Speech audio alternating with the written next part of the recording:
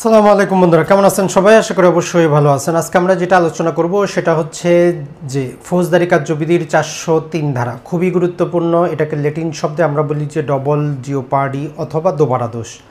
আমরা গত ভিডিওতে চার্জ জয়েন্ডার অফ চার্জ দেখেছিলাম, সেটার সাথেই রিলেটেড যে যখনই একজন অপরাধীকে একটা অপরাধের জন্য একবার বিচার করা হয়, চাই সে খালাস পাক অথবা তার দণ্ড দেওয়া হোক, ওই অপরাধটা নিয়ে আমরা তার দ্বিতীয়বার বিচার করতে পারবো না।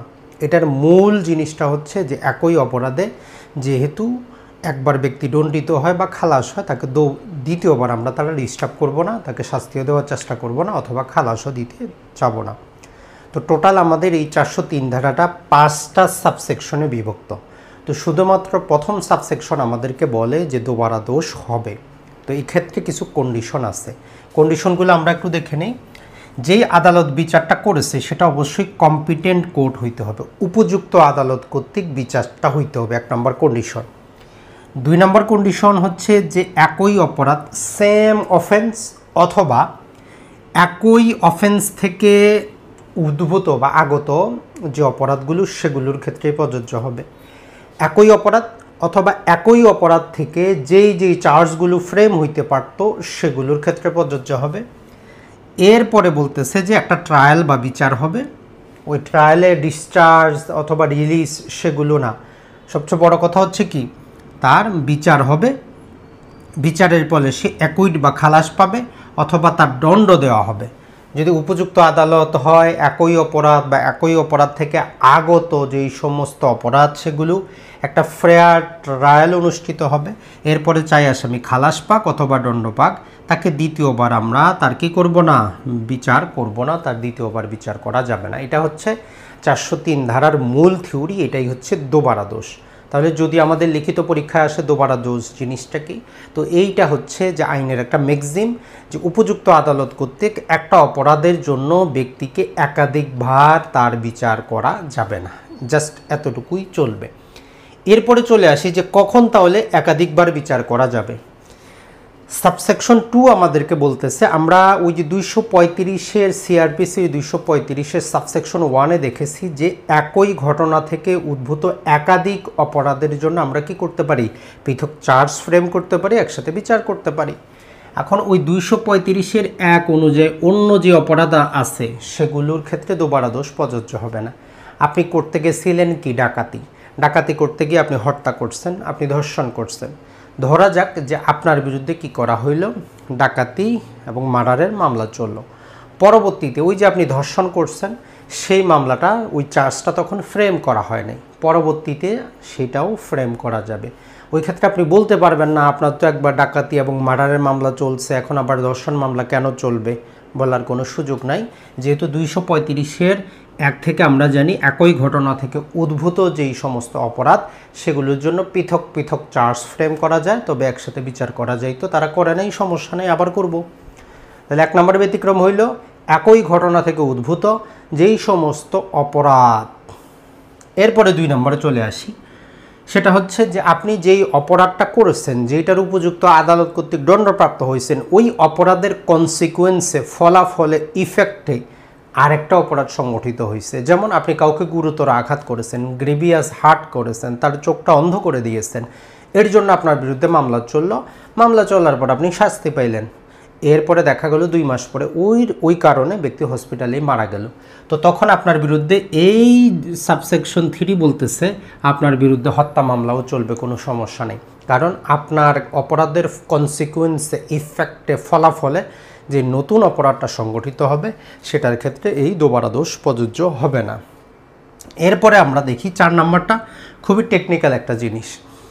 আপনি যে অপরাধটা করেছেন সেটা যেই আদালতে বিচার হয়েছে, ওই অপরাধ রিলেটেড এমন একটা তথ্য পাওয়া গেল যেই তথ্যটা নিয়ে আসলে যেই আদালত বিচার করছে ওই আদালতের এখতিয়ারই থাকতো না।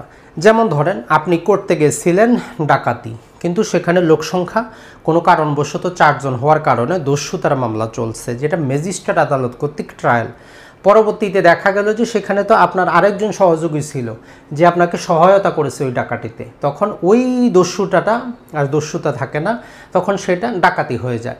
ডাকাতির মামলা ম্যাজিস্ট্রেটরা বিচার করতে পারে না, তার এখতিয়ার নাই, তো তখন আপনার বিরুদ্ধে ডাকাতির মামলাও কিন্তু চলবে।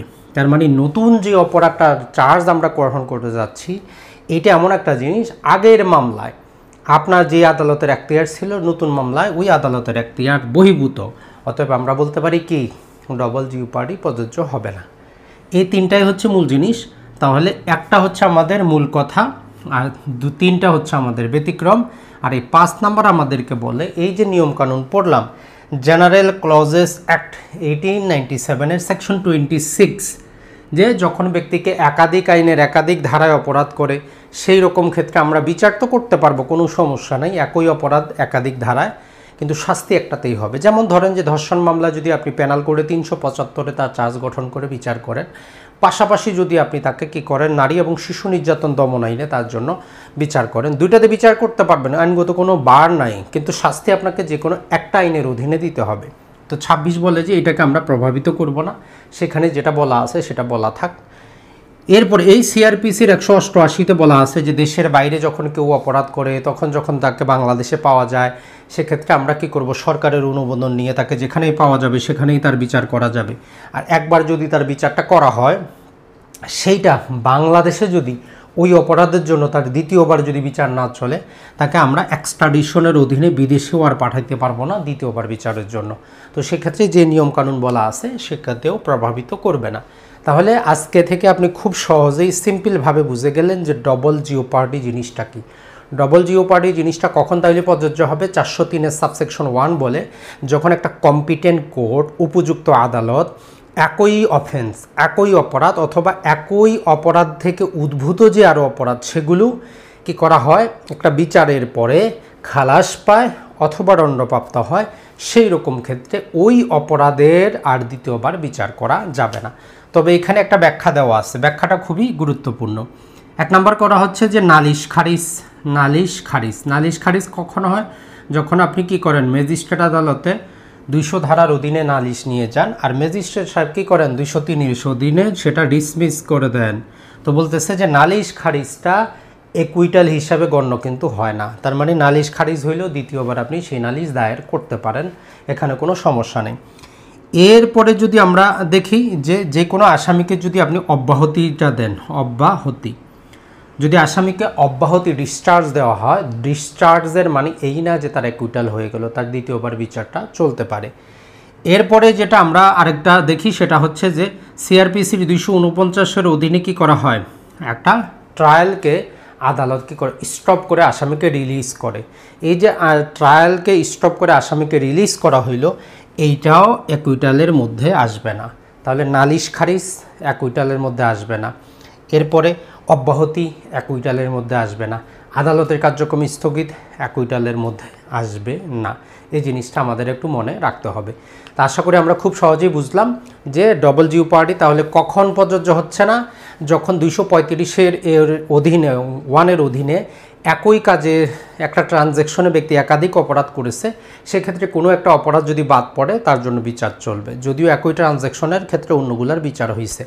দ্বিতীয়ত হচ্ছে যে আপনার কাজের দরুন ইফেক্টে নতুন কোনো অপরাধ সংগঠিত হলে, আর এই যে তৃতীয় হচ্ছে আপনার অপরাধটা যে আদালত বিচার করেছিল, এখন নতুন যে অপরাধ সৃষ্টি হচ্ছে এটা ওই আদালতের বিচার করারই ক্ষমতা আসতেছে না, তার এখতিয়ার বহির্ভূত, তখন আপনার জন্য ডবল জিওপার্ডি প্রযোজ্য হবে না। আর জেনারেল ক্লজেস অ্যাক্টের 26 ধারা সিআরপিসির 188 ধারাকে প্রভাবিত করবে না।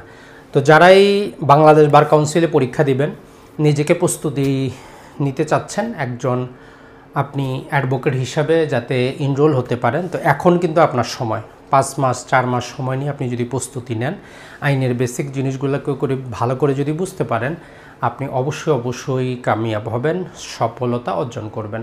তো আমাদের ফাউন্ডেশন ব্যাচ 2 শুরু হচ্ছে দ্রুতই। এই 28 তারিখে লিখিত পরীক্ষা শেষ হওয়ার পরে 1 তারিখ থেকে আমরা শুরু করব। জুলাই, অগাস্ট, সেপ্টেম্বর 3 মাস আমাদের চলবে, সপ্তাহে 3 দিন, রাত 9:30টায়। আসসালামু আলাইকুম।